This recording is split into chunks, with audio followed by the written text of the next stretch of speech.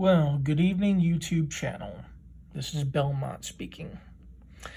And for this late evening and going into the next day, I wanted to present this video. One, it's about improvised tools. In fact, in front of me is my pair of handcuffs. This right here and this are nothing more than an improvised key that anyone can make.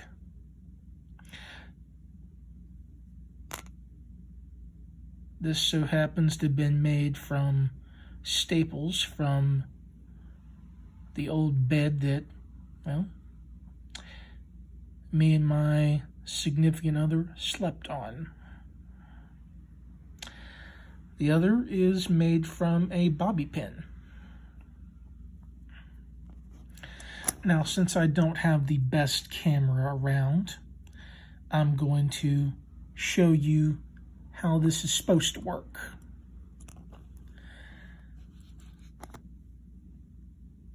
Make sure you get a good look at the tool. And when you put it into your handcuff key, if you have when you put your handcuff tool, you should put it in exactly like this.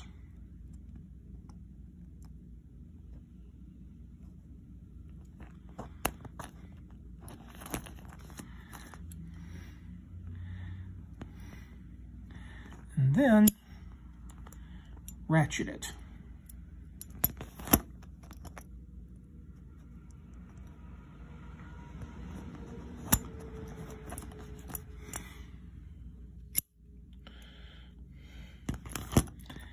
And you can hear it being ratcheted and it's opening. However, I don't have the quite proper pressure on it at the moment, so there we go.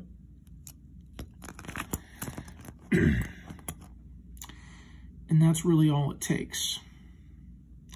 So this is another video of me opening a lock.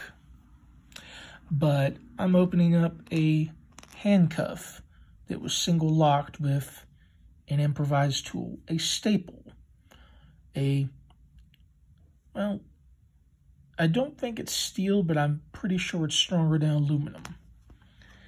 And also showing that it can be made from a bobby pin. Now,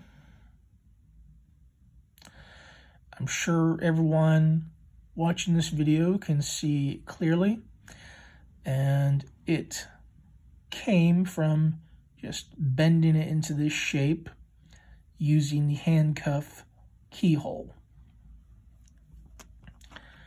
It's not incredibly difficult,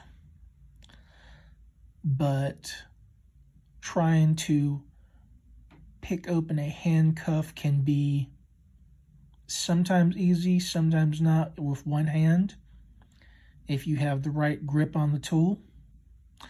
I do not proclaim to be an expert, and nor is this my original idea. There have been other people on YouTube who have made videos regarding how to open handcuffs using an improvised tool. Deviant Oleum is one of them. Crazy Russian Hacker, and there have been others. But I'm going to say this. You can have the best tools in the world. You can pay for southord. You can have Bogotas out the ass.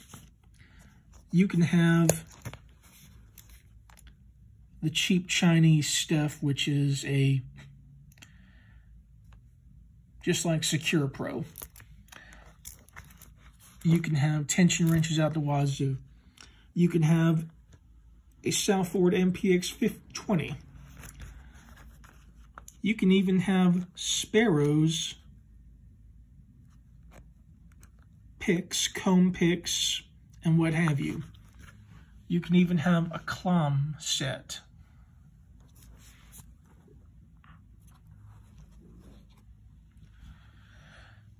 You can purchase pretty much anything you want in this world, throw it on a video, and post to YouTube, and then call that lock sport. However, you can have all those tools in the world, and yeah, they look pretty, but sometimes it doesn't matter what tools you have if you can make a basic tool out of nothing. Something that you would find on the ground or in a mattress you're going to throw away, or in a broken bobby pin.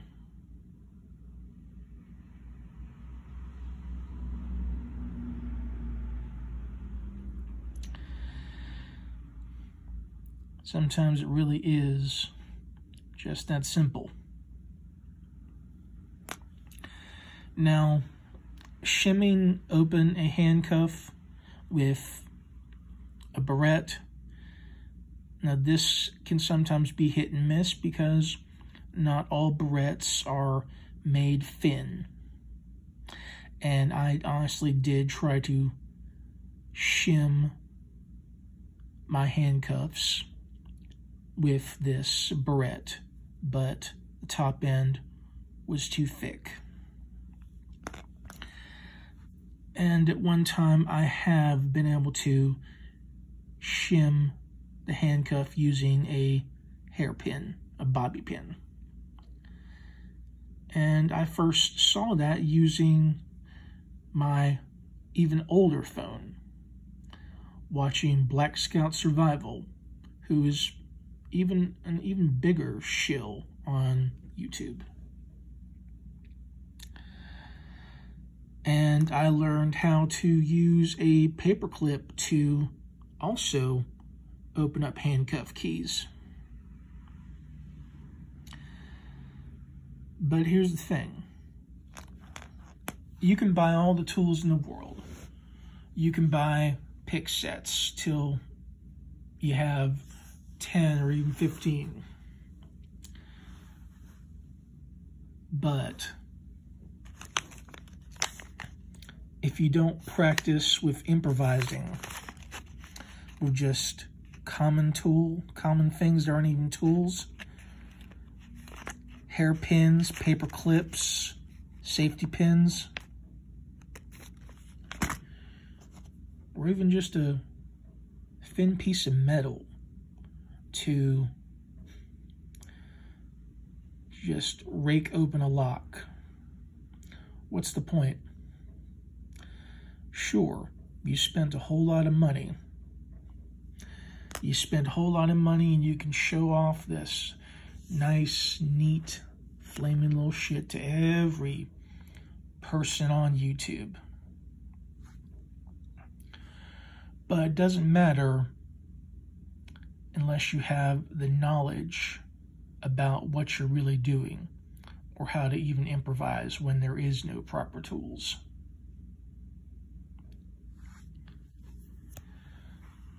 Because the tools don't matter. Sometimes even a basic little multi-tool is what will help you make other tools. Or you use a keyway for a set of handcuffs.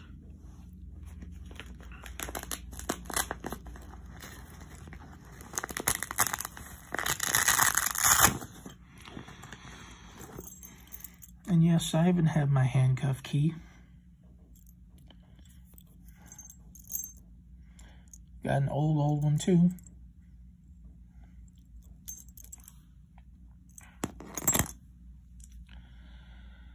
But the tools that you have now, They're not always going to be there. So learn to improvise.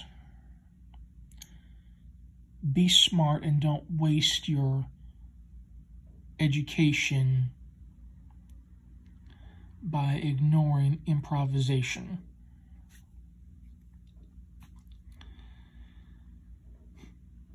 I see channels on YouTube who are all sparrows this, all sparrows that. Or, let's pick for a lock I just bought for $2.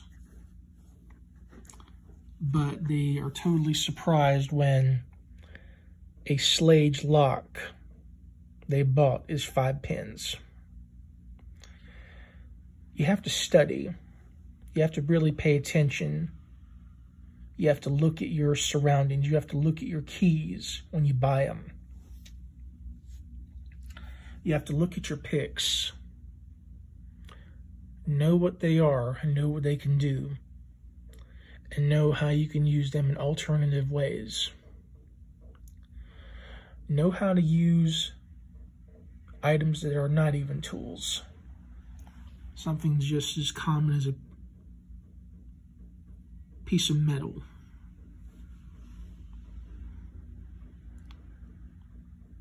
If you can do that, then you have knowledge, real, actual knowledge, and not just some fancy picks that you paid for and are showing them off to pick open a lock. I plan to keep up with this community, but not in the sense of keeping up with the Joneses. For my next video coming up tomorrow, I'll be going through the visual guide to lock picking. And I'll be showing it chapter by chapter. Now, this book has actually been shown by Bosnian Shill Bill. He showed it in a review. And he did a little flip through. Now, I actually did a flip through and showing off my visual guide to lock picking 3rd edition before. But in the coming up videos, you're going to be able to read these pages for yourself. So, stick around.